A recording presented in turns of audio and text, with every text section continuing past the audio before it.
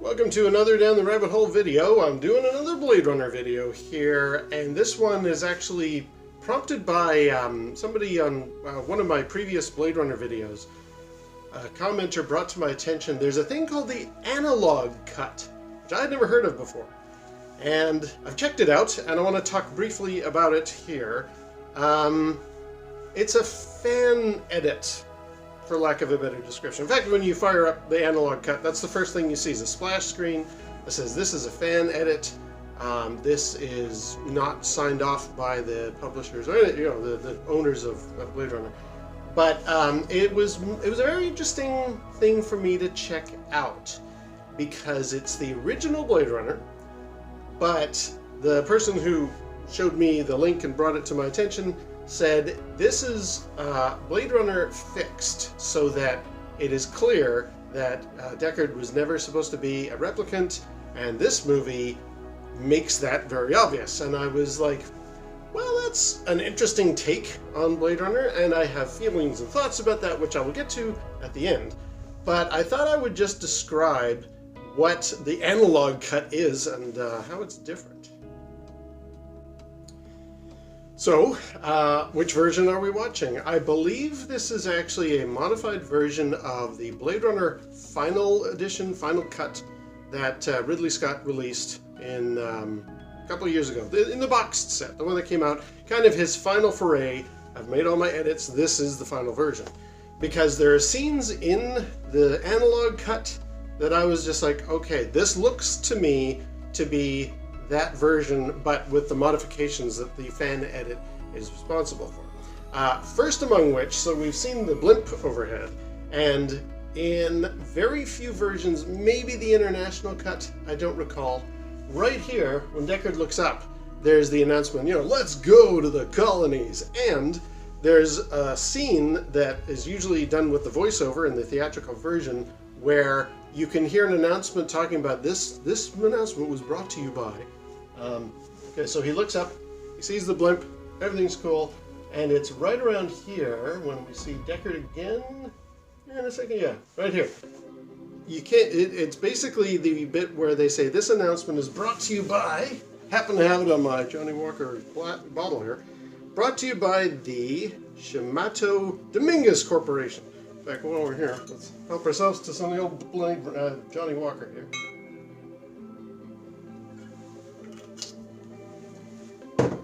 So it's that version of Blade Runner. Best evidenced by this sequence when we are first introduced to Roy Batty. In the original theatrical cut, I think they needed to insert a shot like that, which is from the end of the film. We need to see here, usually there's a thumb just on Roy's shoulder in the original theatrical version, because they took the bit where he's talking to Tyrell at the end of the film, and they did that just to give us a representation of Roy Batty, like an introduction to him. So the fact there's no thumb, and a few other bits later, like the bird flying off, it's the cityscape, all of that stuff is actually in this version, and that's why I know it's the final cut that was used as the basis for the analog cut.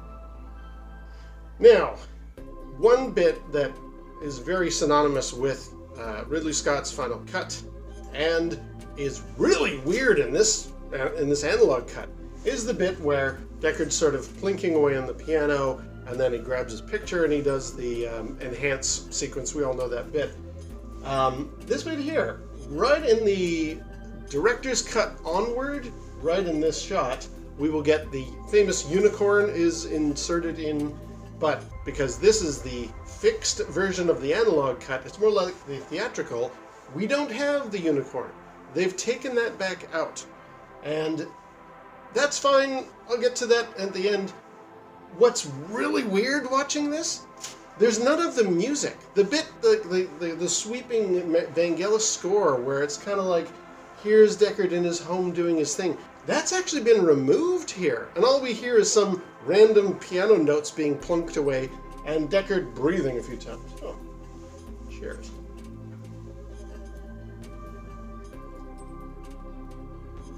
And, speaking of getting myself a drink, he goes to Taffy Lewis, which we all know, to find Zora and that whole sequence. But I don't understand this, and this kind of shocked me. In the analog cut, the music for this sequence is completely different. It's some modern remix, sort of nightclub kind of music. It's not the one from the original film. This is the only version of Blade Runner that I know where the background music from Taffy Lewis's bar is missing. It's not here. I was like, why would you take that out? Like, I guess that's part of the, we're putting our personal flair into the film, the people who made the analog cut. But it shocks me because I was just like, why are we listening to a completely different bit of music? One I've never heard before. And secondly, why is it so loud? It's almost to the point you can't make out the dialogue. I mean, it's not that bad. You can make out the dialogue. So long as you've seen the movie before, you're okay. But I was really surprised to hear non-standard music for this sequence. Now, of course, the selling point for me with the analog cut is this. The famous scene, Deckard's getting, he's fixing up his mouth, having been punched a bit by Leon. Rachel approaches, and this is a very contentious scene. For me personally, I feel as though what had happened was, for those who don't know, Deckard has got slightly glowing eyes in one shot coming up because for Sean Young, they had to light her eyes to make them glow, which right there. And what happened is when Harrison Ford moved around behind her, his eyes caught the same light, and so his eyes glowed too. Everybody says that was intentionally inserted in there. Hampton Fancher has even been known to say, oh yeah, when Ridley Scott did like the stuff with the eyes, that was all weird to me because I never wrote Deckard as being a replicant. And I was just like, I don't know that Ridley Scott intentionally filmed it that way because it looks like a goof. And there's other goofs in this film, both this cut and all the other versions, that nobody seems to be addressing. We won't get into them, but I mean, I could if you want to. But, so what they've done here in the analog cut, and this was the guy who let me know about it, he said, yeah, we fixed the eyes. And they did, and it's pretty impressive. Check this out. So Harrison Ford walks behind her, turns around to look. His eyes should catch that light, but they don't.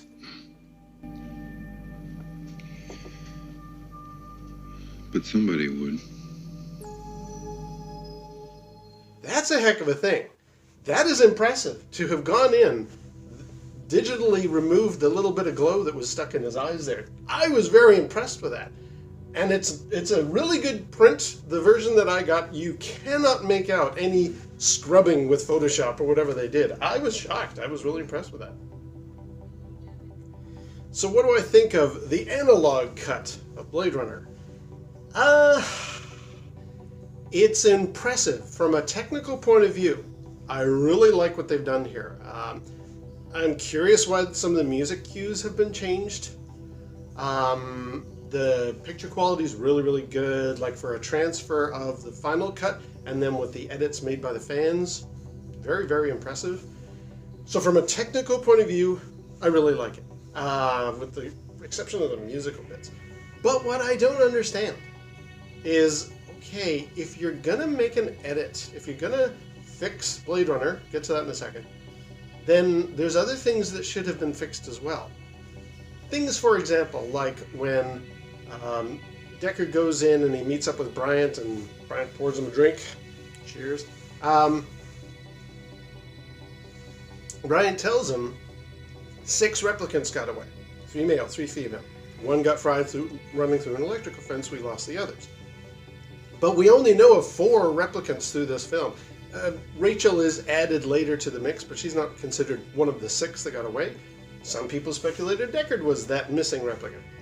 No, there was an actress filmed for those sequences, or at least auditioned, to play the part of Mary. So there was supposed to be a 6th replicant, but it just didn't make the cut. Now, what's weird is, if you're going to fix Deckard's eyes, why not fix Bryant's mouth to say 5 replicants, not 6? I mean, maybe that's outside of the scope of what the fans are capable of doing. You'd have to CGI around his mouth, or get a sound-alike to go in and, sound like M. Emmett Walsh and change the voice to say 5 instead of 6. Maybe that's outside of the scope of what's technically possible. But then there are other things. Batty's got an inset date of 2016, and they live 4 years, but he dies of natural causes. I mean, spoiler for the end of the film. when he's up on the rooftop with Deckard, and it's 2019. So Batty really only lives 3 years. Like, why are these flubs, these goof-ups, still in the final, the analog cut that fixes what the problems are? Why stop with just the eyes? Maybe that was easier to do? I don't know. But what do I think of the concept? What's my overall opinion of what we're looking at here? I don't think I like it. Beyond my actual criticism of those little cuts and changes and stuff, my bigger issue is, and it's ironic because I've done this for another film, I don't know that I like fan edits. They're cute and fun, and they can be enjoyable. I know, for example, with Star Wars, which I'll get to, somebody has remade or done a fan edit of The Phantom Menace so that Jar Jar Binks has been completely removed. That's understandable. Maybe not a lot of people like Jar Jar Binks. I happen to like him. I'll do a video about that someday. But to take Jar Jar Binks out is kind of like, okay, you didn't like what George Lucas was doing there, so you took it out. And that's fine, as long as you're aware of what you're looking at as a fan edit.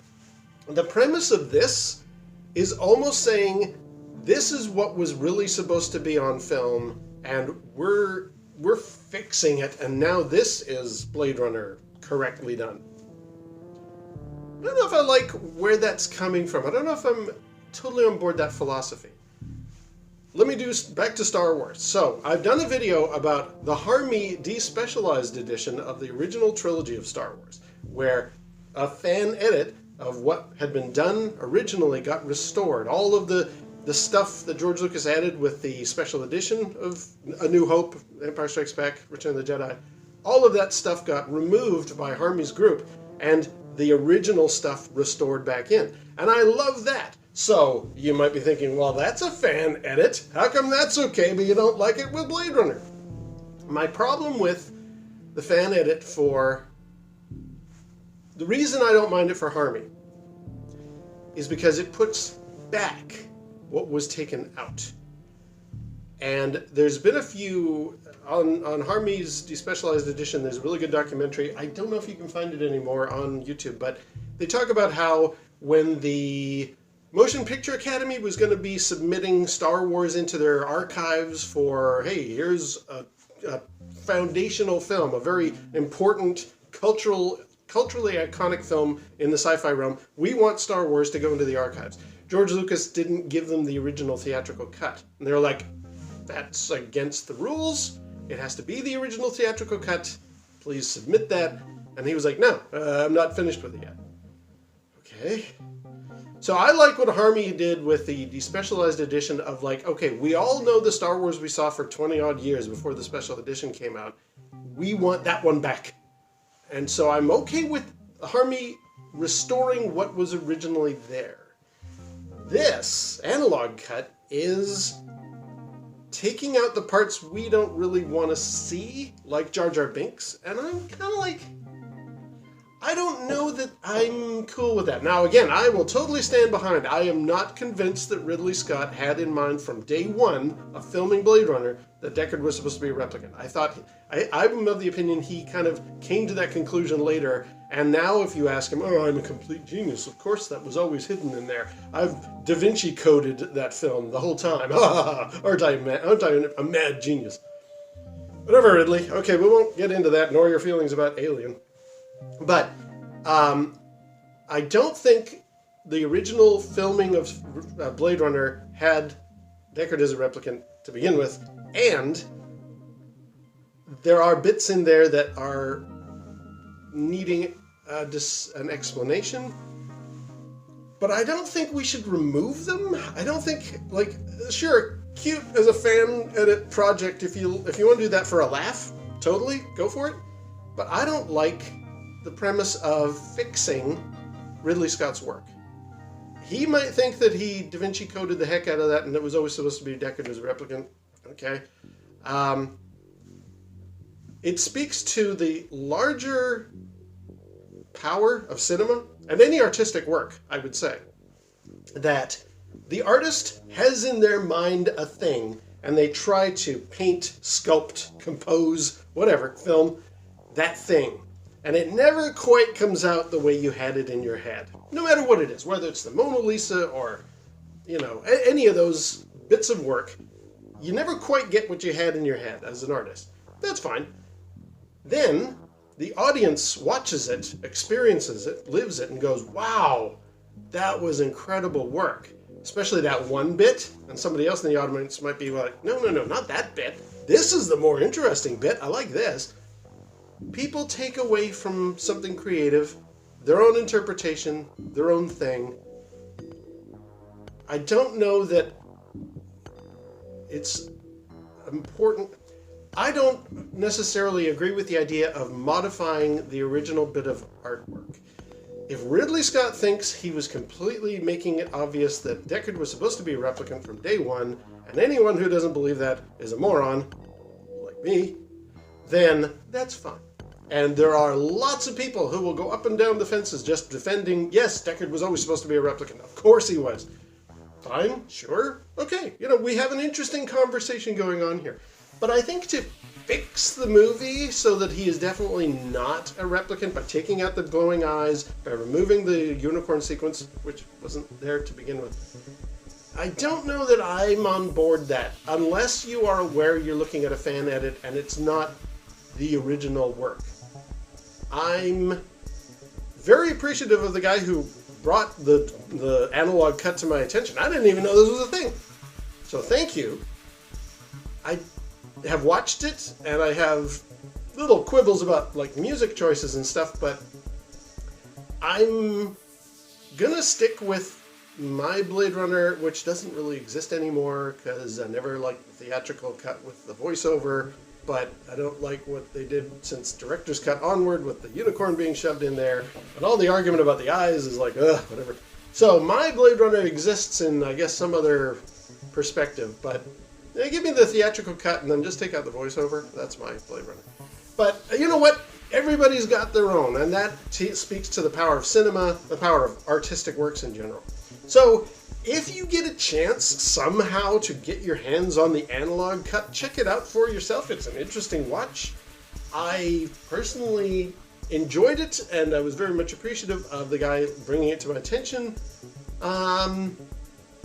That's my overall perspective on it. It's a fixed version of Blade Runner if you want to watch a fan edit. Like if you want to have Jar Jar Binks removed from The Phantom Menace. Go for it. Why not? All right. Well, until next time, we'll see you down the rabbit hole.